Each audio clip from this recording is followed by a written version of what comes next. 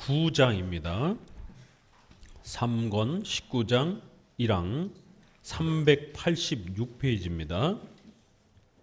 19장 그리스도인의 자유.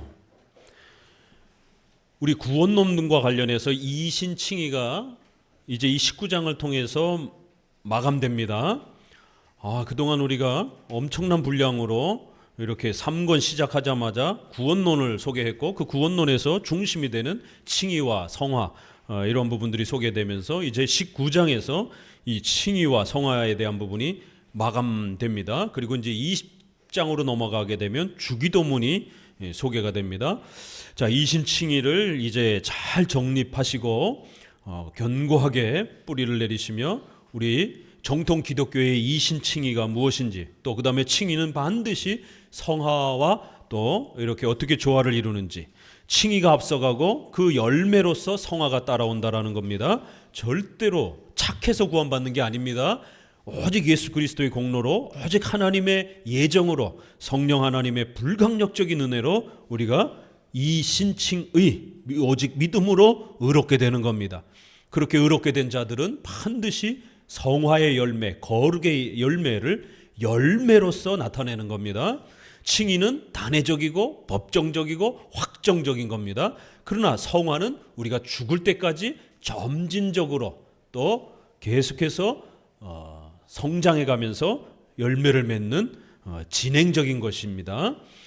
자, 그런데 이 19장의 그리스도인의 자유라고 하는 이 제목을 한번 보세요.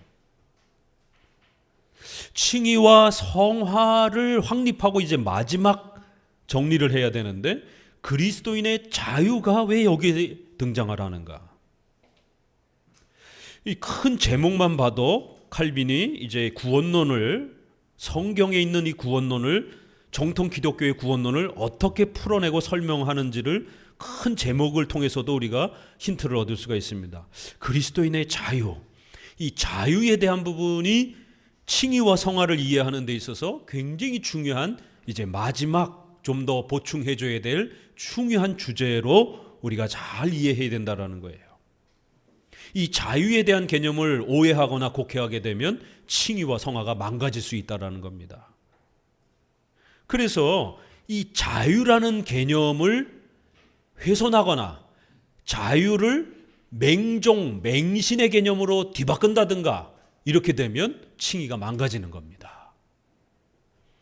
로마 가톨릭, 오늘날의 율법주의, 오늘날의 엄격주의 교회들, 이원론적인 금욕주의적 교회들, 성도들의 양심의 자유가 속박됩니다. 그렇죠? 그러면서 교회가 파괴가 되고 신앙이 망가집니다. 자, 이런 신앙의 자유가 성화로 넘어갑니다. 성화에서는 이 양심의 자유가 어떻게 또 표현될까요? 웨스민스터 신앙고백서 20장에 보게 되면 양심의 자유, 그리스도인의 자유와 양심의 자유라는 항목이 있습니다. 이 자유라는 이 항목이 굉장히 중요한 걸 알 수가 있어요.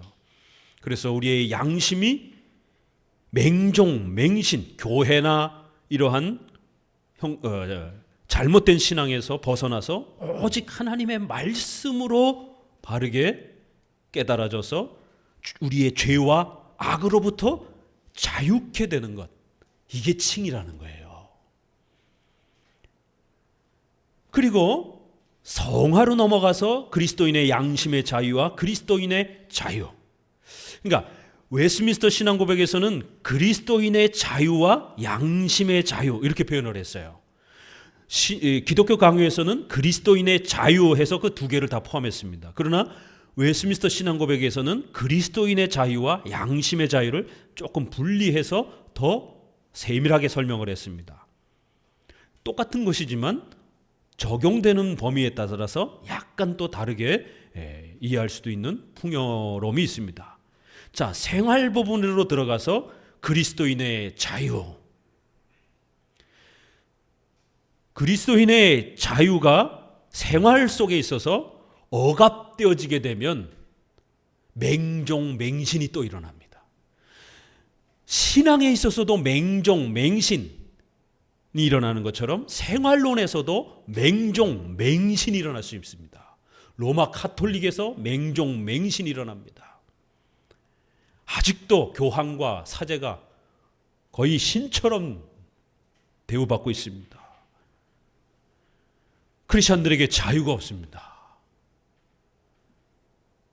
세상에 지금 현 교황 말고 그 전 교황 베네딕토 교황은 교황 명령으로 교황이 되면 교황령을 발표합니다.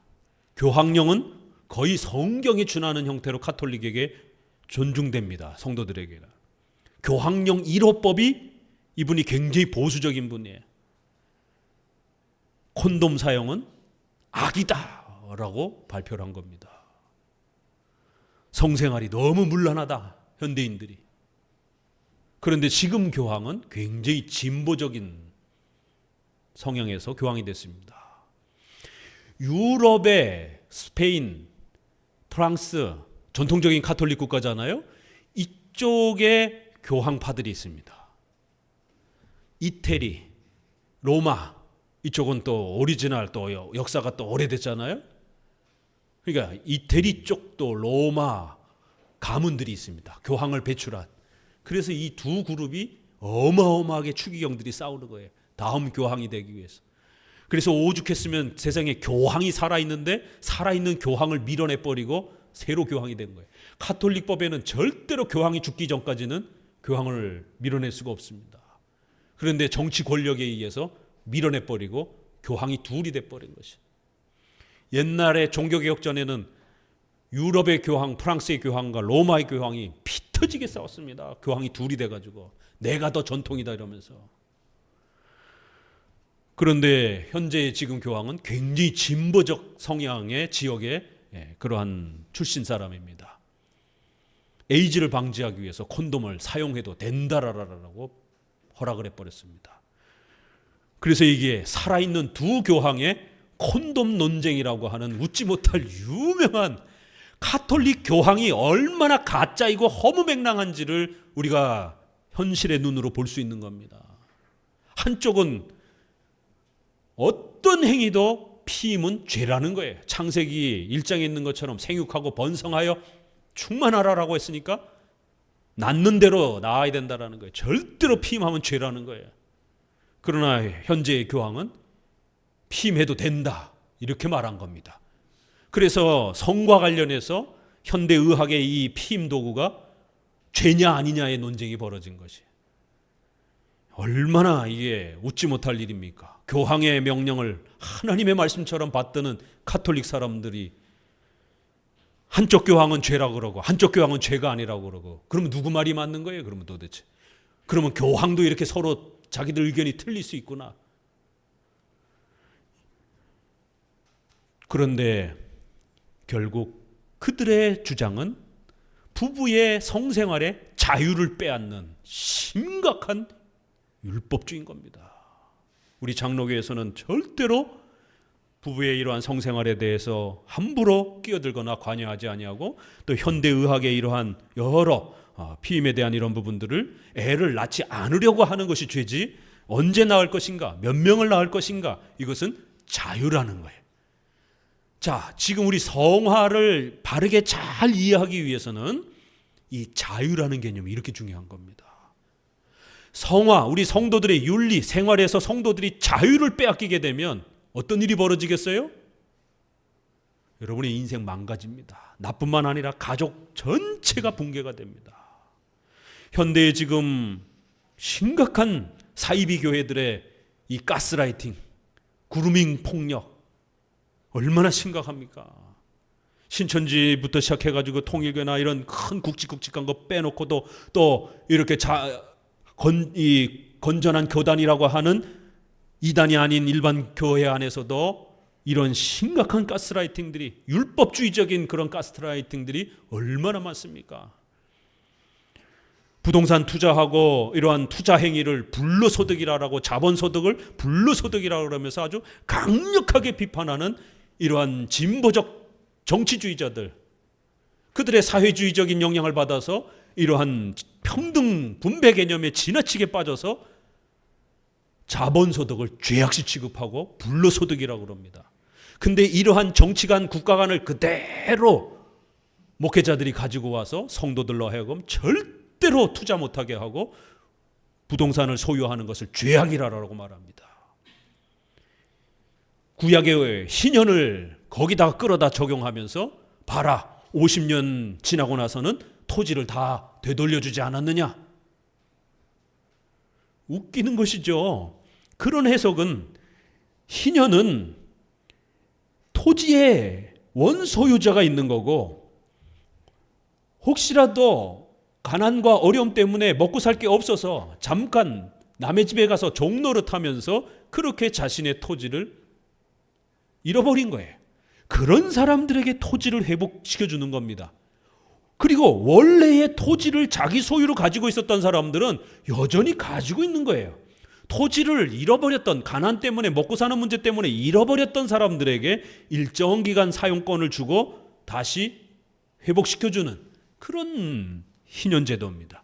이걸 토지 공개념 방식으로 그렇게 진보 정치가들이, 기독교인들이 그렇게 성경을 끌어다가 사회제도의 분배 개념으로 이걸 끌어다가 씁니다. 아니요, 그것은 안식일, 안식년, 희년은 장차 예수 그리스도를 통하여 우리가 영원한 안식을 누리게 될 것이다라고 하는 그리스도를 모형적으로 가르치는 중요한 구약의 비유의 수단이지, 이게 생활수단으로 가르친 게 아닙니다. 이거 자체도 오해한 거고, 또 토지 소유권에 대해서도 모두가 똑같이 소유를 분배한 게 아니라 원소유주는 분명히 서로 자기의 재산권을 갖고 있는 겁니다. 사유재산권을 분명히 갖고 있는 거예요. 우리 웨스트민스터 신앙고백 26장에는 5장에는 교회, 6장에는 성도의 교제, 6장의 성도의 교제를 그리스도와의 교제 안에서 그리스도와 신일 합일이 된 것처럼, 반신반인이 된 것처럼 착각하면 안 된다. 이 신비주의를 경고한 겁니다. 또 두 번째, 세 번째 항목에서는 성도의 교제를 착각을 해가지고 공산주의적인, 사회주의적인, 모두가 똑같이 평등하게 나눠 갖는 재산의 공동분배가 아니다라고 비판하고 있습니다. 반드시 하나님이 사유재산을 주셨다라고, 하나님이 주신 것이다라고 말합니다. 성도의 교제를 재산의 공동분배로 적용하면 안 된다라고 하는 이런 윤리에 대한 지침이 우리 웨스트민스터 신앙고백 교회론의 정의로 되어 있습니다. 우리가 거룩한 공교회와 성도가 서로 교제하는 것과 교통하는 것과를, 교통을 신비체험으로 그렇게 곡해도 안 된다라는 거예요. 성도의 교제를 재산을 똑같이 나눠 갖는 그러한 분배 개념으로 적용해도 큰일 난다라는 거예요. 역사 속에 이러한 오류들이 있었기 때문에 우리의 신조는 이 성도의 교제라는 개념이 무엇인지를 이렇게 정리한 거예요. 반드시 자기의 사유재산을 존중하고 자신의 사유재산을 기부로, 자원해서 기부 형태로 성도를 물질로, 또 우리가 영적으로 기도하면서 섬기는 게 성도의 교제라는 것이에요. 자유를 빼앗기면 어떤 일이 벌어지는지 아시겠죠? 성화에서 자유를 잘못 이해하게 되면 이렇게 맹종, 맹신이 되어지고 자신의 사유재산도 다 잃어버리게 만들고, 성도들의 사회생활이라든가 이런 모든 것들을 죄악시 취급하면서 저 산속에 들어가서 기도만 하면서 살아라라고 하는 이러한 폐쇄주의, 고립주의가 되어버립니다. 성화에서 자유를 잃어버리게 되면 결국 사이비 신앙에 빠져버립니다. 극단적인 사회주의 신앙, 사회주의적인 정치 문화 같은 이러한 극단적 그러한 세계관에 영향을 받아서 삶 전체가 파괴가 됩니다.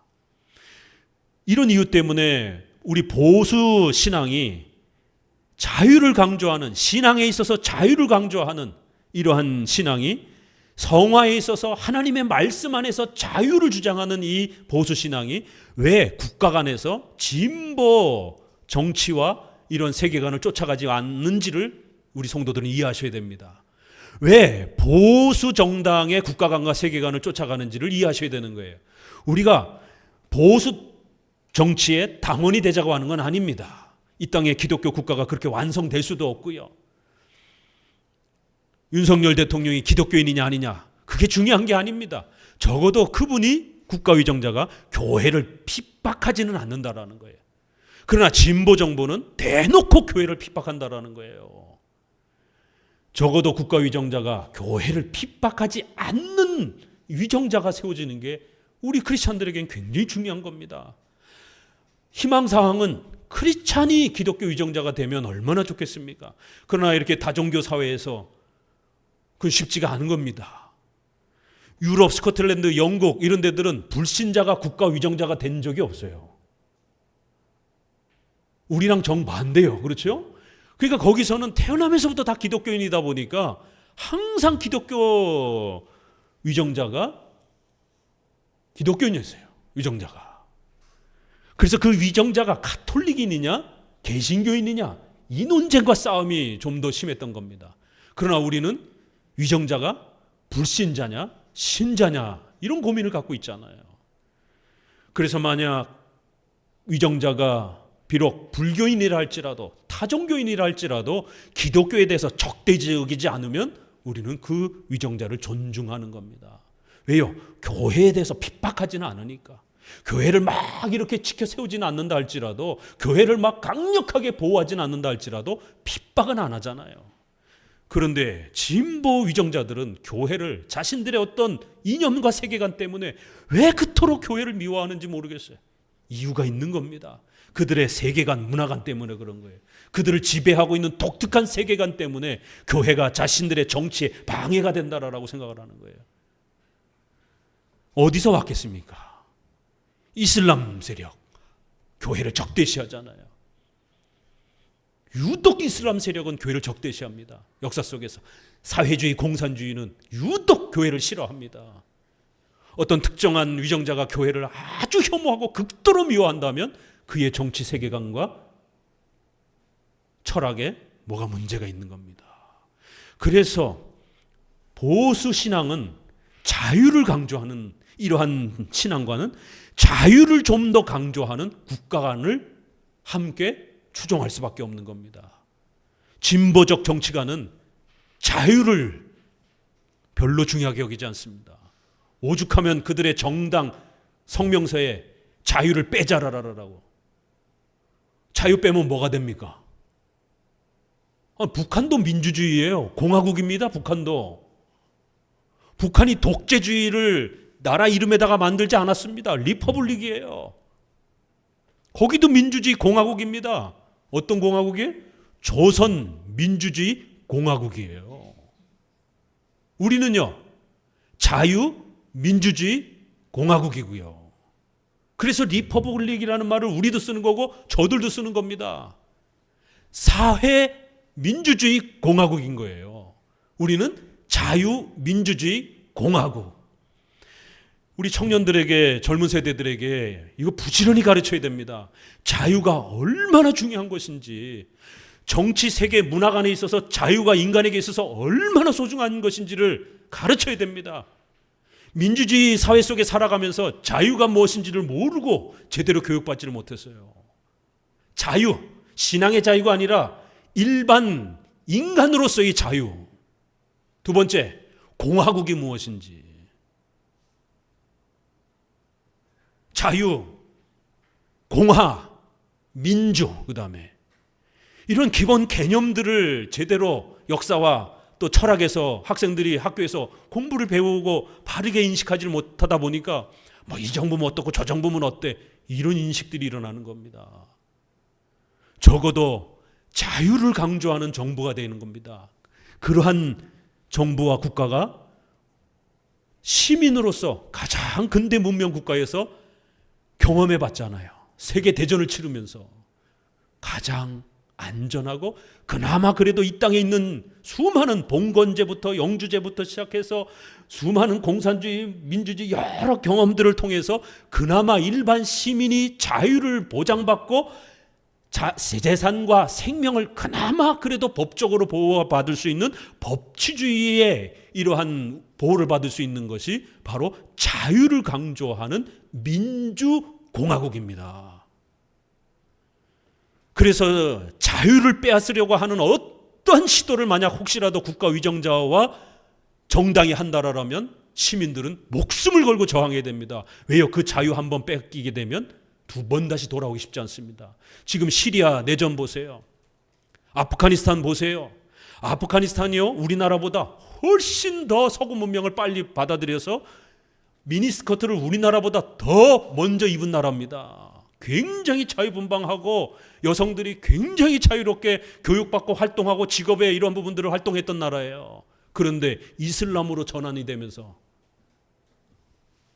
이거 다 뒤집어쓰고 눈도 못 내놓고 학교, 교육 전부 다 제거당하고 여성은 오직 애만 나라라고 하는, 남자의 소유물이라고 하는. 이란이 어떤 나라입니까? 이란이 굉장히 자유로운 나라였고 미국과 엄청난 친미 국가였습니다. 친이스라엘 국가였습니다. 그런데 결국 그 위정자의 여러 가지 재산의 이런 부패 문제 때문에 백성들로부터 신임을 잃었고, 그것 때문에 백성들이 너무 흥분하고 선동되어져 가지고 이슬람 지도자들을 국가 위정자로 바꿔버린 겁니다. 그래서 종교가 국가를 지배하는 이슬람 국가로 전환을 시켜버린 거예요.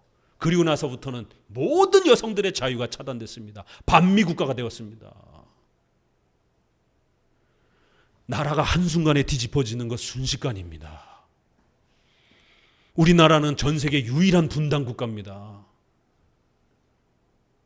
우리 시민들이 너무 아무렇지 않게 살아가는 게 그게 더 이상한 거예요. 6.25 전쟁이 일어날 때 49년에 미군 철수하라라고 생난리를 피면서 제일 많이 떠든 사람들이 목사들입니다. 그리고 철학가들, 학교 선생님들이었습니다. 소위 배운 사람들이 우리가 미국으로부터 지금 식민지를 당하고 있는 거다.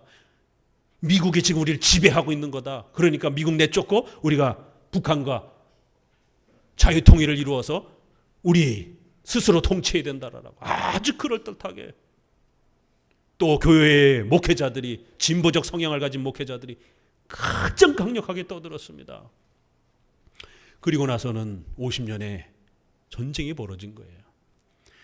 지금 미군 철수가 트럼프 대통령과 바이든 대통령의 가장 중요한 지금 이슈가 되고 있습니다. 정치에 대해서, 뉴스에 대해서 좀 관심을 가지고 들여다보세요. 올해 11월 달에 우리나라 대한민국의 운명을 좌우할 수 있는 미국의 대통령 선거가 진행되고 있단 말이에요. 어떤 일이 벌어질 것인가? 트럼프 대통령은 대놓고 미군 철수를 주장하고 있습니다. 그런데 미군 철수를 하면은 조건으로 대한민국에 핵을 허락하겠다. 이러면 조금 고민이 돼요. 미군이 철수하고 핵을 우리가 갖는다라면 미군 철수를 하는 걸 허용할 수 있을까? 우리 보수교회 입장에서 이거 굉장히 고민거리가 될 겁니다. 왜요? 지금 미군 철수 문제는 우리 생존의 문제와 달려있기 때문에 신앙의 자유와 예배를 못 드리게 하는 이러한 핍박이 일어난다면 우리 목숨을 걸고 저항합니다. 코로나 때 봤죠? 또 하나, 생활론과 관련해서는, 칭의론과 관련해서는 예배의 자유, 생활론과 관련해서는 당장 우리가 직면해 있는 세계 유일의 분단 국가로서 미군이 철수하게 되면 우리나라는 앞을 알 수가 없습니다. 그래서 우리 교회 입장에서도 교회의 존폐 위기가 여기에 정치적으로 달려있기 때문에 만약 어떤 위정자가, 우리 한국의 위정자가 미군 철수를 부르짖는다라면 우리 대한민국의 보수교회들은 목숨을 걸고 저항해야 됩니다.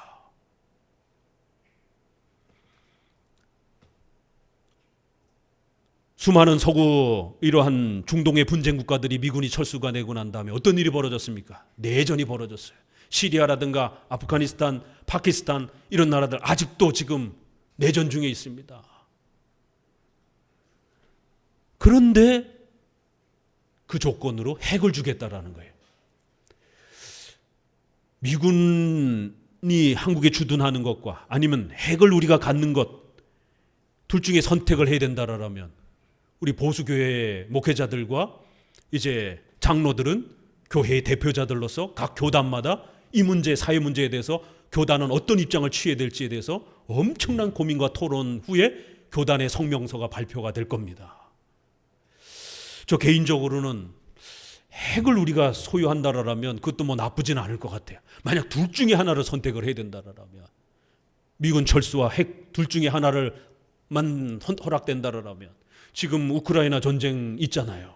핵이 있었는데 결국 핵 빼주면, 핵을 너네들 취소하게 되면 경제 지원하겠다 이랬다가 결국 우크라이나가 결국 소련으로부터 해체될 때 핵을 상당히 많이 갖고 있었는데 결국 그 핵을 종이 쪼가리 계약서 하나 믿고 핵을 다 해산시켰습니다. 핵이 없는 국가가 지금 얼마나 비참하게 공격을 당하고 있는가 우리 눈으로 뼈저리 보고 있는 겁니다. 그 작은 이스라엘 국가가 그 중동의 어마어마한 이란부터 시작해서 레바논부터 시작해서 수많은 그 이슬람 국가가 그 조그만한 강원도 땅덩어리밖에 안 되는 그 이슬람 국가를 집어삼키지 못하는 이유가 뭡니까? 여러 이유가 있겠지만 핵 때문이기도 한 것이에요. 자유는 그냥 주어지는 게 아니에요.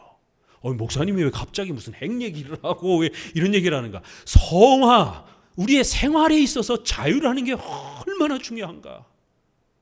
하나님이 우리에게 자유를 주셨다라는 거예요. 생활에 있어서 하나님의 말씀에만 벗어나지 않는다라면 얼마든지 자유롭게 살으라는 거예요. 얼마나 감격스러운 메시지입니까? 그 성화에 실제적으로 우리 성도들이 발 딛고 살아가야 되는 대한민국이라고 하는 유일한 분단 국가에서 이 자유를 소중하게 여기는 그러한 보수 정치관이 있고, 자유보다는 진보, 이런 사회정의, 평등 이런 거를 더 강조하는 그런 또 정치 유정자들이 현실적으로 우리 사회를 구조를 이루고 있단 말이에요. 그럴 때에 우리 성도들이 성화에 있어서 이 자유를 빼앗기지 않기 위해서 어떠한 신앙관과 어떠한 문화관, 국가관, 세계관을 가져야 되는가, 이거 굉장히 고민거리고 아주 중요한 교육이 필요합니다. 시장 경제, 자유시장 경제, 언론, 출판, 집회의 자유, 종교의 자유, 이 모든 것들이 국가의 시스템에서 나오는 것이에요. 그래서 우리가 이렇게 자유롭게 예배드리고 있는 겁니다. 중국에서는 예배 못 드려요. 얼마 전 목사님도 중국 갔다 왔잖아요. 지금 뉴스에서도 쏟아져 나옵니다. 지나가다가 카톡도 검사하겠다라는 거예요. 그래갖고 목사님들 가기 전에 전부 다 소지품 다 검사해가지고 이 분쟁이 될 만한 어떤 그러한 소지와 여지의 이런 그림, 그런 어떤 물품 이런 거 있는지 여행사 가이드가 싹 훑어가지고 입국할 때, 출입국 심사할 때 문제가 될 수 있기 때문에 빼고 가시라라고. 불신 형태로 이렇게 검문되었을 때 문제가 된다. 입국 딱 하는데 제 앞에 목사님이 이쪽으로 오라라 해가지고는 출입국 심사 저쪽으로 데리고 가는 거예요. 다들 놀래가지고 혹시라도 목사님 뭔가 이거 잘못 정리 안 하고 오셨는가. 들어가고 나서 기다리고 있는데 보니까 한 3-4분이 그렇게 출입국 심사에서 빼서 결국 그 정밀검사 그 방으로 들어가 갖고 조사를 받더라고요. 이제 나중에 알고 봤더니 이제 뭐 사진이 조금 옛날 사진이어가지고 조금 문제가 되는, 이제 의심되는 분이라든가 뭐 몇몇 가지 이렇게 사유로 정밀 검사를 더 받았다라고 그러더라고요. 이렇게 자유를 빼앗긴 이러한 나라 속에서 예배를 드릴 수 없는, 제가 한 30년 전에 중국에 갔을 때, 또 한 5-6년 전에 중국의 신학교 때문에 이렇게 갔을 때는 적어도 호텔이라든가 이런 곳에서 자기들끼리 예배 드리는 것까지는 중국 정부가 그렇게 타치하지 않았어요. 그걸 전도하는 때는 이제 공안에 이제 문제가 됩니다. 그래서 30년 전에 대학생이었을 때도 저희가 호텔에서 모여갖고 예배를 드리고 버스로 이렇게 이제 이동할 때도 그 안에서 같이 기도도 하고 그랬습니다. 그런데 가이드가 신신당부하더라고요. 기도도 하지 마세요. 왜냐하면 여기 운전사가 중국 한족이라는 것이에요. 이 카메라 여기 있는 차 안에 있는 이런 모든 저기들이 감시 대상으로 확인될 수 있다라고. 그래갖고 그래도 도착했으니까 우리가 이렇게 좀 예배라도 드려야 되는 거 아니냐 그랬더니 가이드가 아주 부탁을 하는 거예요. 이제는 호텔이나 이런 버스에서도 안 되냐 했더니 안 된다는 거예요. 시진핑 정부 들어와서 훨씬 더 이렇게 엄격해지는, 자유를 잃어버렸을 때 어떤 일이 벌어질 수 있는지에 대해서 19장 칭의와 성화를 마감합니다. 그러면서 자유 이야기를 하는 거예요. 이해하시겠죠? 신앙 칭의론에서 자유를 잃어버리게 되면 사이비에 빠지는 거예요. 이신칭의를 잃어버리는 거예요. 성화론에 있어서 자유를 빼앗기게 되면 어떤 일이 벌어지는가? 독재에 빠진다라는 거예요. 독재 국가에 빠진다라는 거예요. 그리스도인의 자유는 바로 칭의와 관련해서는 죄에서 자유케 되는 자유의 본질, 또 성화에 있어서는 우리가 십계명을 벗어나지만 않는다라면 얼마든지 우리가 하나님 안에서 자유롭게 살아갈 수 있다라고 하는 순종의 자유, 바로 이걸 잘 이해하게 되면 칭의와 성화를 우리가 더 풍성하게 맛보게 된다라는 거예요. 굉장히 멋있는 겁니다. 그렇죠? 이 자유라는, 어떻게 보면 칭의하고 성하고 잘 이렇게 매치가 안 되는데, 아니 왜 갑자기 맨 마지막 장에 칭의와 성화를 이제 종결하는데 자유라는 독특한 주제를 하나 더 여기다 추가하면서 이거를 잘 이해하면 칭의와 성화를 더 풍성하게 이해할 수 있다라고 이렇게 보강 설명을 하는 것입니다. 이게 신앙에 있어서도 생활에 있어서도 이 자유라는 부분을 잘 보존하고 지켜가는 게 얼마나 중요한가를 우리가 다시 한번 깨닫게 됩니다. 자, 본문 그리스도인의 자유에 대한 교리는 필요하며 이 자유에 포함된 세 부분 중에서 첫 부분은 갈라디아서 1에서 3장에 있습니다. 자, 그러면 적어도 세 개의 자유 개념이 있어요. 첫 번째는 칭의와 관련된 율법에서의 자유, 죄에서 자유 개념을 잘 이해하셔야 됩니다. 자, 그러면 두 번째는 어떤 자유겠어요? 성화와 관련되어서 순종의 자유, 하나님의 말씀에 순종하려고 하는 그런 자유. 그래서 하나님의 말씀에 위배되어지도록 뭔가를 우리에게 맹종맹신을 시키게 되면 우리 크리스천들은 강력하게 저항할 수 있는 겁니다. 순종의 자유. 그리고 이 생활론을 적용할 때에 하나가 더 추가적으로 보조적으로 이해돼야 된다는 거예요. 왜냐하면 생활론은 OX로 이렇게 딱 잘라서 말하기가 어려울 때가 있어요. 그럴 때는 아디아포라, 중립적인 게 있다라는 거예요. OX로 우리가 나누어서 성화에 적용하지만 어떨 때는 세모도 있어요. 세모. 11시에 예배 드릴 건가? 10시에 예배 드릴 건가? 오후 예배를 3시에 드릴 건가? 4시에 드릴 건가? 옛날에는 저녁 7시에들 예배를 많이 드렸어요. 그러나 지금은 이제 좀 땡겨서 3시나 2시에들 많이 드립니다. 그러나 그건 죄가 아니에요. 그건 세모입니다. 세모. 교인들의 형편에 따라 또 어떤 변화되어지는 여러 사회의 형편에 따라서 교회가 얼마든지 이렇게도 할 수 있고 저렇게도 할 수 있는 거예요. 또 여러분의 개인의 삶 속에서도 개인의 자유 속에 이렇게 선택할 수도 있고 저렇게 선택할 수도 있는 거예요. 공적인 거는 교회의 판단에 따라서 당회가 이렇게 선택할 수도 있고 저렇게 선택할 수도 있고, 여러분의 사적인 개인의 가정일에 있어서는 이렇게 선택할 수도 있고 저렇게 선택할 수도 있는 세모가 있어요. 요거를 우리가 중립이라고 그럽니다. 이걸 라틴어로 아디아포라라고 해서, 이 아디아포라라고 하는 단어가 아예 그냥 신학 용어로 지난 2000년 동안 워낙 많이 쓰여져 가지고 신학책들에도 이렇게 그냥 표현하는 데들도 많아요. 그래서 우리 성도들은 또 책을 읽기 위해서라도 아디아포라라는 단어를 꼭 기억해 두셔야 됩니다. 이건 중립적인 것, 이런 뜻이에요. 중도적인 것, 이렇게 해도 되고 저렇게 해도 되는 그러한 중립에 해당이 되는 그런 판단들이 있다라는 겁니다. 자, 율법에서의 자유, 또 순종의 이러한 생활에서의 자유, 세 번째는 중립적인 자유. 이렇게 세 가지를 총체적으로 정확하게 이해하게 되면 이 칭의와 성화를 다 잘 이해할 수 있다라는 겁니다. 1항 자유에 대한 기독교의 교리를 바르게 이해해야 한다. 같이 읽습니다. 이제 우리는 기독교 신자의 자유를 논해야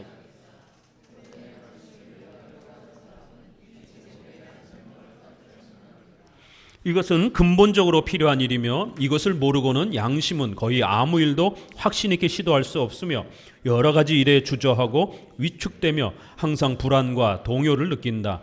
자유는 특히 칭의에 따른 것이며 칭의의 힘을 이해하는 데 적지 않은 도움이 된다. 기독교회. 칭의와 자유를 잘 이해하셔야 된다라는 거예요. 387페이지 우리가 그동안 했던 거를 이제 정리하는 겁니다. 밑에서 넷째 줄, 이미 말한 바와 같이 이 자유를 이해하지 못하면 그리스도나 복음의 진리나 영혼의 내적 평화를 모두 바르게 알 수 없다. 우리가 할 일은 교리의 이 중요한 부분이 삭제되지 않도록 주의하는 동시에 보통 제기되는 어리석은 항의에 대처하는 것이다. 그럼 이 칭의와 자유가 왜 그렇게 중요한가? 이 항의 율법으로부터의 자유라는 거예요.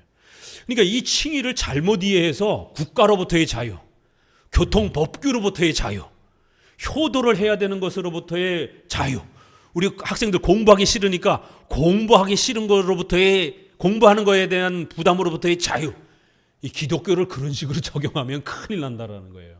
기독교의 첫 번째 자유는 죄로부터의 자유라는 거예요. 영원한 지옥의 형벌로부터의 자유라는 겁니다. 교인이 됐다고 해서 막 살아서는 안 되는 겁니다. 기독교인의 자유의 본질은 죄에서부터의 자유, 바로 이 율법의 정죄로부터의 자유라는 거예요. 읽어봅니다. 첫째 줄, 나는 그리스도인의 자유에는 세 부분이 있다고 생각한다. 첫째는 신자들의 양심은 하나님 앞에서 칭의에 대한 확신을 얻는 데 있어서 율법에 의한 의를 일체 잊어버리고 율법을 뛰어넘어 더욱 전진해야 한다는 것이다. 성경에 아담에게 주셨던 행위 언약의 그 엄청난 하나님의 완벽한 명령을 이제 우리가 요구받고 있다라는 거예요. 그러나 아담의 죄로 인해서 우리는 그 하나님이 요구하시는 율법의 명령을 완벽하게 성취할 수 없다라는 겁니다. 그래서 행위를 우리는 계산하지 않아야 된다라는 거예요. 셋째 줄 아래, 자 밑에서 셋째 줄 결론. 그러므로 우리는 칭의를 논할 때 일체 언급하지 않으며 행위에 대한 고려를 전적으로 배제하고 하나님의 자비만을 받아들이며 우리 자신을 보지 않고 그리스도만 보아야 한다. 계속 우리가 읽었던 것이죠. 그렇게 크게 어려운 표현이 없어요. 율법의 이 명령은 완벽한 거기 때문에 우리 인간의 죄된 인간이 할 수 없어서 오직 하나님의 자비와 그리스도를 통해서만이 이 율법의 요구를 우리가 충족시킬 수 있다라는 겁니다. 그래서 율법의 정죄에서 우리가 자유케 되는 것, 이게 기독교의 자유의 본질이요 첫 번째 개념이라는 겁니다. 바로 이것을 갈라디아서가 아주 잘 가르친다라는 거예요. 갈라디아 신자들에게 보낸 편지의 논증은 거의 전부가 이 점을 중심으로 아주 강력하게 소개한다라는 거예요. 여기서 바울이 주장하는 것은 의식에서의 해방되는 자유뿐이라고 가르치는 사람들은 어리석은 해석가들이다. 외적인 그런 제사의식에서 자유된 것이지 이 율법의 요구를 우리는 해야 된다 이렇게 말하는 율법주의자들이 있다라는 거예요. 아니요, 율법과 의식 모두에서 우리는 자유케 됐다라는 거예요. 특별히 구약에서는 이 율법의 모든 명령이, 구약에는 대부분 제사의식이라든가 여러 의식들을 통해서 명령되어지잖아요. 그러니까 율법의 정죄가 제사의식의 이런 여러 가지 행해야 되는 그러한 규범들을 포함해서 그런 모든 율법의 명령으로부터 우리는 자유케 된 거라는 거예요. 그러니까 우리는 구약의 제사의식을 더 이상 따라하지 않아도 되는 겁니다. 구약의 절기의식 이런 거를 따라하지 않아도 되는 거예요. 왜냐하면 이제 그 모든 것들은 예수 그리스도를 통해서 완성됐기 때문이라는 겁니다. 갈라디아서 3장 13절, 율법의 저주에서 우리를 속량하셨다. 그리스도께서 우리로 자유케 하려고 자유를 주셨으니. 보세요, 이렇게 갈라디아서에 자유라는 게 나오잖아요. 그 자유는 공부하기 싫은 자유가 아니라 반드시 율법의 정죄에서부터 우리가 벗어나는 자유를 말한다라는 겁니다. 389페이지로 넘어와서, 그렇기 때문에 이제 셋째 줄, 이 규절들에 확실히 의식에서 풀리는 자유보다 더 고상한 것이 포함되어 있다. 물론 나는 바울이 갈라디아서에서 의식을 논한다는 걸 인정한다. 그래서 구약의 여러 의식들을 통해서 구약에는 율법의 명령들이 또 전달되고 있어요. 그래서 그런 모든 의식들도 중단된 겁니다. 이제 예수님의 이러한 십자가의 공로와 희생을 통해서 구약의 모든 의식도 완성이 됐고 또 율법의 정죄도 완성이 된 거예요. 이제 그러니까 더 이상 이제 우리는 율법의 그러한 이 정죄의 요구에 해당되지 않는다라는 겁니다. 그런데 이러한 자유를 이해하지 못하고 기독교를 자꾸만요 중간 정도쯤에 위에서 한 10줄 정도인가요? 유대교적인 그림자가 복음의 명료성을 흐리게 만드는 이런 유대주의자들이 있다라는 거예요. 이 바리새인들, 로마 카톨릭과 같이 율법주의로 기독교를 설명하는 사람들. 오늘날 기독교 안에도 금욕주의적이고 아주 엄격하고 과격하게 이렇게 신앙생활을 요구하는 그러한 헌신을 통해서 마치 자기의 구원이 유지가 되는 것처럼 이런 아주 엄격한 그러한 교회 생활을, 아주 강력한 경건 생활을 요구하는 이런 분파들이 있다라는 거예요. 이거 유대교적인 그림자라는 거예요. 아주 숨도 못 쉴 정도로 철저하게 의식을 행하고 아주 신앙과 예배에 아주 모든 시간들을 동원하고 성경도 뭐 1000번씩이나 읽게 만들고 기도도 1000시간씩이나 하게 만들고 이런 거예요. 소위 말해서 이거 유대교적인 그림자라는 거예요. 그렇게 기독교를 끌고 가면, 교회를 그렇게 성도들을 인도하면 큰일 난다라는 겁니다. 두째 줄 아래 보세요. 하나님의 은혜를 받는데 도움이 된다는 식으로 이런 순종이 극히 사악한 관념을 저 사기꾼들이 일반 신도들에게 불어넣었다. 오늘날에도 아주 엄격하게 신앙생활하면 마치 신앙이 더 성장하는 것처럼 이런 금욕주의자들, 엄격주의자들이 우리 주변에 얼마나 많습니까? 너무 세속적인 교회도 문제가 되는데요, 너무 엄격한 교회도 이 성도들의 삶을, 칭의를 파괴하는 건 마찬가지라는 거예요. 이거 아주 사악한 관념이다, 사기꾼들이라고 이렇게 변합니다. 바울은 여기서 강경한 태도로 신자들은 율법의 행위로, 더군다나 저 무가치하고 유치한 것들로 하나님 앞에서 의를 얻을 수 있다고 상상해서는 안 된다고 주장한다. 그래서 이런 엄격한 의식을 강조하는 자들, 또 인간의 공로를 강조하는 자들, 그런 의식들에 우리가 열심히 하나님께 헌신하면 뭐가 더 주어지는 것처럼 이렇게 율법주의적 공로주의를 가르치는 이런 자들 전부 조심해야 된다는 거예요. 이 400년 500년 글인데도 오늘 우리 시대에 이신칭의를 제대로 깨닫지 못하니까 성도들을 아주 너무 강력하고 엄격한 교회 생활 의식으로 성도들의 구원을 유지하려고 하는, 은사체험으로 성도들의 이신칭의를 유지하려고 하는 이런 교회와 목사들이 얼마나 많습니까? 절대로 이신칭의를 그런 식으로 유도해서는 안 된다는 겁니다. 자, 사항 둘째는 율법의 강요를 받지 않고 자발적으로 순종하는 양심의 자유다. 이건 성화를 이제 얘기하는 거예요. 사항, 율법의 강요에서 해방되는 것이 신자들의 진정한 순종을 확립한다. 우리가 예수 그리스도로 오직 은혜로 구원받았을 때만이, 이신칭의를 받을 때만이 진짜 제대로 된 순종을 하게 된다는 거예요. 진짜 제대로 된 실천을, 거룩한 생활들을 연약하더라도 이제 할 수 있게 된다는 겁니다. 자, 맨 아랫줄, 율법의 멍에를 벗은 양심이 자발적으로 하나님의 뜻에 순종한다는 것이다. 율법의 지배하에서는 양심은 항상 전전긍긍하기 때문에 우선 이런 자유를 얻지 못한다면 하나님께 진심으로 기꺼이 순종할 생각을 결코 하지 못할 것이다. 신명기 6장 5절에 밑에 줄이요, 마음을 다하고 성품을 다하고 힘을 다하여 내 하나님 여호와를 사랑하라라고 가르친다. 이거 어떻게 실천할 거예요?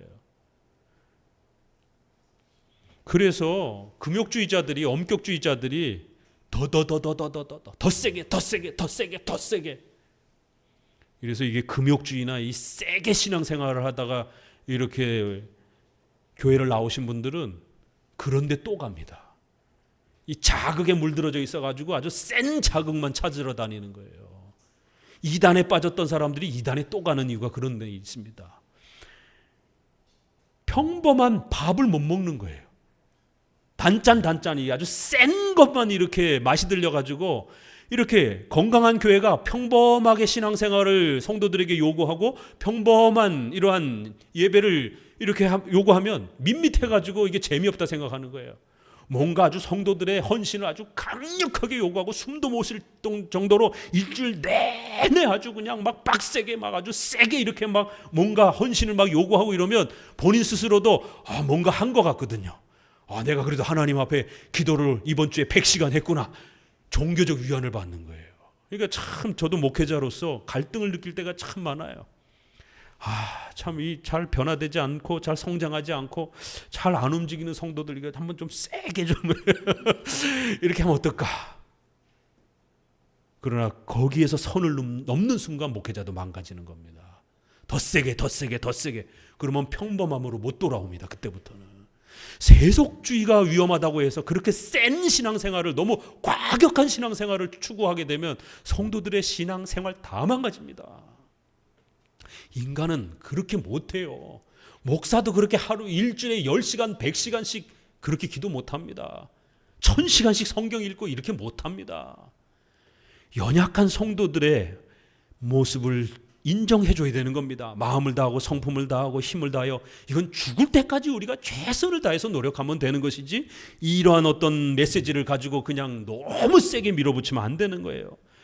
예수 그리스도의 공로로 우리가 구원받고 난 성도들이기 때문에 조금씩 성장하더라도, 그래서 이제 제가 우리 후배들한테 개혁주의 목회, 성경적인 목회, 바른 목사가 되기 위해서 가장 중요한 요소가 뭐냐라고 한 30년 목회한 또 조직신학 교수니까 만약 묻는다라면 제가 늘 또 후배들한테 얘기를 해요.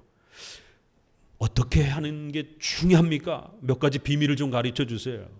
저한테 묻는다면 제가 첫 번째로, 올바른 목회자는 잘 기다려줘야 됩니다.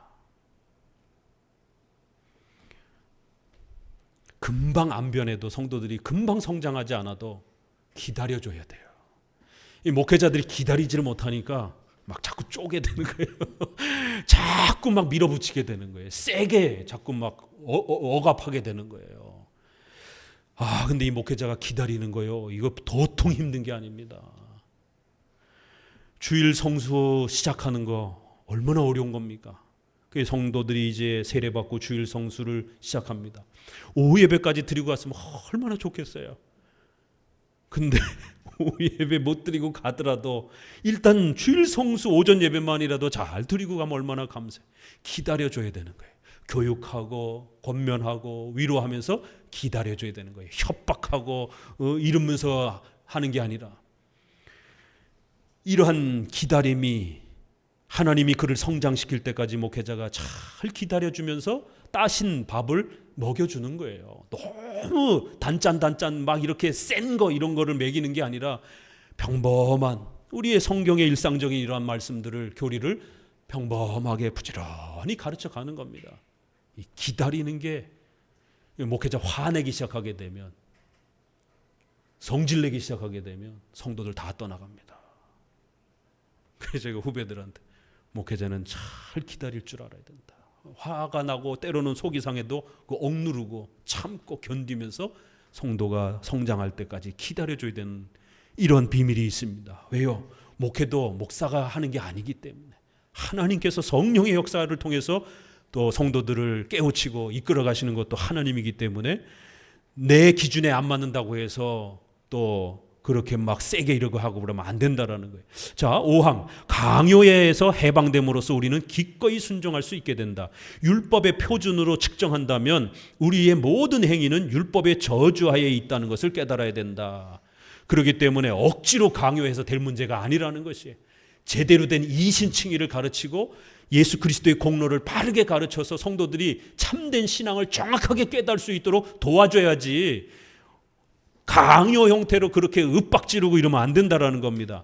제대로 이신칭의를 깨달아서 성도들이 바르게 신앙 고백을 하게 되면 기꺼이 성도들은 천천히 자라가면서 얼마든지 성장해 간다라는 거예요.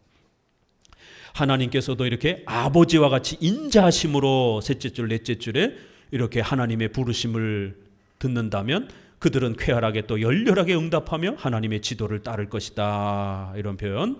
중간쯤에, 왜냐하면 아버지께서 원하시는 대로 이를 완수하지 못했을지라도 그들의 순종한 행위와 기꺼이 순종하는 마음을 아버지께서 받아주시리라고 믿기 때문이다. 우리는 이런 자녀가 되어야 한다. 우리가 드리는 봉사가 아무리 사소하며 졸렬하고 불완전할지라도 지극히 자비로우신 우리 아버지께서는 그것을 용납하고 한다고 확신해야 한다. 이렇게 하나님께서 우리를 아버지처럼 키워가신다라는 거예요. 그런데 목사가 함부로 그렇게 강요하고 윽박지르고 이러면 되겠습니까? 하나님도 성도들을 끊임없이 용서하시고 기회를 주고 기다려 주시는데, 그래서 생활론 부분에서도 자꾸만 지나치게 강요하고 압박하고 막 이런 방식으로 맹신을 하면서 성도들을 가스라이팅하고 막 또 성도들을 헌신하지 못한다고 칭의가 취소된 것처럼 이렇게 협박하고 이러면 안 된다라는 겁니다. 6항, 은혜로 인하여 자유를 얻은 신자들은 남은 죄를 무서워할 필요가 없다. 야, 요런 표현들만 읽으면은요, 야, 이거 막 살아도 되는 거 아니야? 이렇게 오해할 만한 그런 표현들이에요. 그런데 이런 표현들을 성도들이 이해해야만이 진정한 자유가 무엇인지를 깨닫게 되는 거예요. 그래서 이거 약간 위험한 표현이에요. 이거 성도들이 아직 새신자고 아직 충분히 이런 교리가 이해가 없는 분들은 이거 잘못 이해해갖고 잘못 적용하게 되면, 야, 이거 막 살아도 되는구나. 칼빈 선생님도 보니까 막 살아도 되는 것처럼 우리의 남은 죄들 괜찮아, 그냥 그거 그렇게 문제가 안 돼. 그러면 그냥 죄를 지으면서 그냥 대충 살아도 된다는 말인가? 이렇게 엄격주의자들이 이제 저의 설교와 저의 목회의 이러한 권면을 만약 듣게 되면, 신목사는 엉터리야, 막 살으라 그래, 이제 이렇게 오해가 되는 거예요. 근데 칼빈의 기독교 강요에도 보세요. 성도들이 성화 속에서 평생을 살아갈 때 혹시라도 우리가 알게 모르게 짓는 죄들, 또 내가 연약해서 범죄하는 죄들, 이런 것 때문에 지옥에 떨어질까 봐 두려워 떨고 이러지 마시라는 거예요. 우리가 지옥에서 벗어난 거는 우리의 힘으로가 아니라 오직 예수 그리스도의 공로 때문이라는 거예요. 오직 하나님의 예정과 은혜 때문이라는 거예요. 이거 하나를 정확하게 알면 하나님의 은혜와 그리스도의 공로로 구원받은 자들이기 때문에 절대로 우리가 이런 행위의 부족함 때문에 지옥에 떨어질까 봐 벌벌 떨고 불안하고 잠도 못 자고 이러지 않는다라는 겁니다. 신앙관이 잘못되면은요, 일상생활에 있어서 어떤 트라우마라든가 공포를 앓게 되면 성도들이 우울증이라든가 공황장애라든가 H인가 그런 것들도 또 사고 후 스트레스 장애 도 있잖아요. 이런 거 앓게 됩니다. 근데 희한한 거는요, 신앙을 잘못해도요, 교회 잘못 선택하고 목사 잘못 만나도요, 이 스트레스와 고통 때문에 성도들이 잠 못 자고 끊임없이 불안해하는, 왜요? 나 지옥 가면 어떡하지? 내가 이 정도 했는데 이거 갖고 될까? 이런 불안함이 끊임없이 자기를 자극하게 되면 불면증 걸립니다. 끊임없이 스트레스 받게 됩니다. 몸이 건강해야 영혼도 건강해요. 마음이 건강해야 몸도 건강합니다. 왜요? 인간은 통일체이기 때문에. 생각해 보세요. 구원의 이런 불안함이 계속해서 자기를 지배하게 되면 육체도 병듭니다. 그래서 극단적 엄격주의 교회 다니면요, 우울증 걸립니다. 실제로. 왜요? 신앙적 우울증에 걸리는 거예요. 생활적 우울증도 있지만 신앙 때문에 우울증 걸리는 이런 신앙적 우울증도 있습니다. 죄. 이거 어떡하지? 분명히 우리가 죄는 하나님 앞에서 회개하고 우리 장로교도 엄히 죄를 책망하고 꾸짖습니다. 그러나 모든 설교가 죄, 지옥을 두려워하라 이러면서 계속 죄만 설교하지 않는다라는 거예요. 이게 다른 겁니다. 우리의 남은 죄는 우리가 죽을 때까지 해결해 가면서 또 회개하고 용서받고 우리가 또 성찬이라고 하는 또 이런 은혜의 성화의 수단을 통해서 또 근신하면서 이렇게 최선을 다하면 얼마든지 또 회복이 되는 겁니다. 그래서 은혜의 수단으로 주신 것이에요. 그 몇 가지 우리가 부족해서 자범죄로, 생활죄로, 성화에서 범죄하는 이러한 여러 또 실수와 연약함, 또 내가 죄를 지은 이런 거를 갖다가 성도들이 요만큼 죄 지은 거를 갖다가 이만큼 확대를 해가지고 마치 칭의가 취소된 것처럼 그렇게 막 협박하고 이러면 안 된다라는 겁니다. 성도들의 신앙을 갖고 이신칭의를 받고 세례받은 이후에 성도들이 생활 속에서 범죄하는 이런 남은 죄들을 너무 확대하면 안 된다라는 거예요. 참 이게 균형이라는 게 이렇게 중요해요. 이 죄를 또 침묵하면 오늘날 대형교회들은 죄에 대해서 설교를 안 하잖아요. 그냥 잘 먹고 잘 살 것이다. 이 기복주의가 얼마나 팽배합니까? 그래서 또 문제예요. 근데 또 거꾸로 엄격주의, 금욕주의 교회들은 맨날 죄타령이에요. 전부 다 지옥 갈 것처럼, 목사님, 장로님 빼놓고는 전부 다 지옥 갈 것처럼. 그러면 안 된다는 거예요. 죄는 분명히 지적하고 정기적으로 죄에 대한 부분들을 이렇게 또 설명해 줘야 됩니다. 그러나 성도가 범한 그러한 생활죄, 자범죄들을 너무 크게 확대해서 마치 지옥에 떨어질 것처럼 그렇게 협박하고 분위기를 몰아가서는 안 된다는 거예요. 참 이 균형이라는 게 이렇게 중요합니다. 또 히브리서 기자가 거룩한 조상들이 행했다고 기록한 모든 선행을 믿음에 돌리며 믿음만으로 그 행위들을 판단한다는 이유도 바로 여기 있는 겁니다. 선행조차도 우리가 그리스도의 공로로 우리가 성화와 거룩함도 열매를 얻는다라고까지 이렇게 얘기한다라는 거예요. 칭의도 구원의 은혜도 그 은혜로 받는 것처럼 성화도 비록 우리 인간의 책임은 있지만 그 모든 상과 모든 자라감도 그리스도의 공로에서 펼쳐지는 것이다라는 거예요. 밑에 줄 우리는 율법 아래 있지 아니하고 은혜 아래 있다라고 성경은 끊임없이 이렇게 선포한다라는 겁니다. 쭉 내려오셔서 밑에서 6째 줄 같이 읽어봅니다. 그들은 은혜로 인하여 율법으로부터 자유케 되었기 때문이다. 따라서 그들의 행위는 율법의 규정에 따라서 판단되어져서는 안 된다. 우리는 율법 아래 있지 않으니 죄를 지어도 괜찮다고 추론하는 사람들은 이 자유의 목적이 우리가 선을 행하도록 격려하는 데 있기 때문에 그것들과는 아무 관계도 없다는 것을 깨달아야 한다.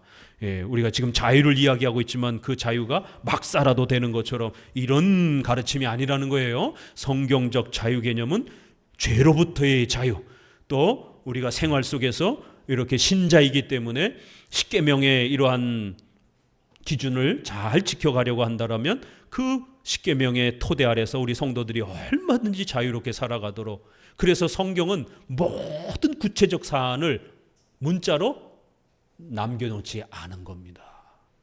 나머지는 말씀을 묵상하면서 자유롭게 적용하라는 거예요. 그리고 또 이제 7항에서는 무익한 일들로부터의 자유, 그리고 또 어떤 주제들은 이렇게도 되고 저렇게도 되는, 얼마든지 형편에 따라서 자유롭게 적용하면서 하나님이 창조해 주신 그 에덴 동산의 그 엄청난 그 자유로움들을 마음껏 누리고 살아가라라고 아담과 하와를 하나님이 그렇게 복 주신 것이에요. 선악과 그거 딱 하나만 기준을 지키며 살아가라라고 말한 거예요. 99개의 자유로움들이 펼쳐져 있고 하나 정도가 기준을 마련한 것이지 99개로 이렇게 옥죄인 게 아닙니다. 그렇기 때문에 이제 마지막 7항부터 저 끝에까지는 바로 이 아디아포라, 중립적인 것, 이렇게도 되고 저렇게도 되는 것을 우리가 생활 속에서 어떻게 적용해야 될 것인가. 요거 잘못 적용하게 되면은요, 방종에 빠집니다. 나태함에 빠져요. 그래서 이제 반대주의자들은 그렇게 이런 자유를 성도들한테 주면 안 된다라는 거예요. 그냥 성도들은 무조건 세게 몰아붙여야 한눈 안 팔고 열심히 교회 봉사하고 이런다라는 거예요. 이게 목회자들의 이 대화 속에서 통용되는 말입니다. 그래서 교회는 좀 더 엄격하게 몰고 가는 게 목회하기가 편하다라는 것이에요. 그러나 우리 개혁주의 장로교 목회자들은 그렇게 하면 안 됩니다.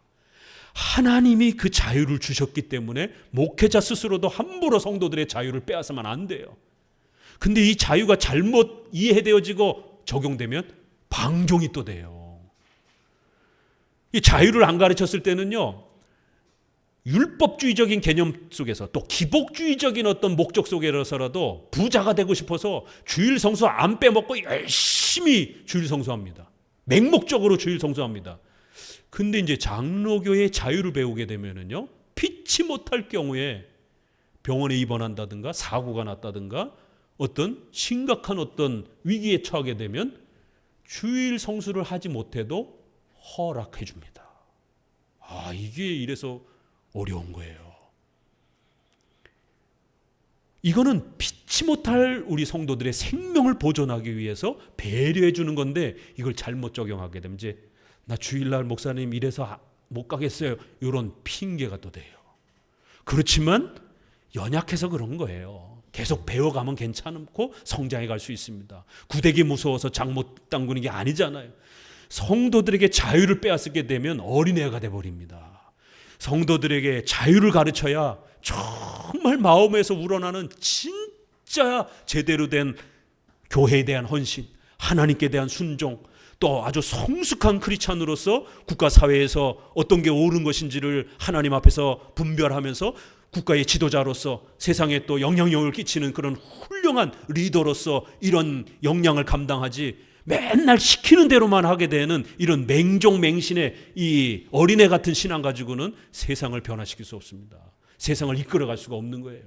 그래서 우리 장로교는 성도들에게 이 중립적인 이 자유 문제를 비록 방종의 위험이 있지만 그걸 뛰어넘어서 정말 멋있게 사용할 수 있는 법들을 가르치려고 하는 거예요. 목사도 약간 두렵지만 성령 하나님께서 보호해 주실 걸 믿고 더 최선을 다해서 주일 성수를 할 걸 믿고, 주일 성수에 있어서 혹시라도 위험에 빠졌을 때에 성도들이 주일 성수할 수 없는 경우를 허용할 수 있다라는 걸 이제 우리는 가르쳐가는 겁니다. 그래서 이제 마지막 항목이 중립적인 무익한 일들로부터의 자유를 남겨두고 있습니다. 요거 꼭 집에서 다시 한번 읽어오세요. 굉장히 어렵고 중요한 내용입니다. 여러분의 실제 생활 속에 적용해야 하는 아주 또 중요한 부분이기 때문에 한 3-4번 요 항목만이라도 좀 읽어오셔요. 그러면 또 제가 여기서 설명할 때 훨씬 더 잘 이해할 수 있을 것입니다. 마지막 이제 우리 다음에는 요 부분 아디아포라를 함께 배워갑니다. 기도합니다.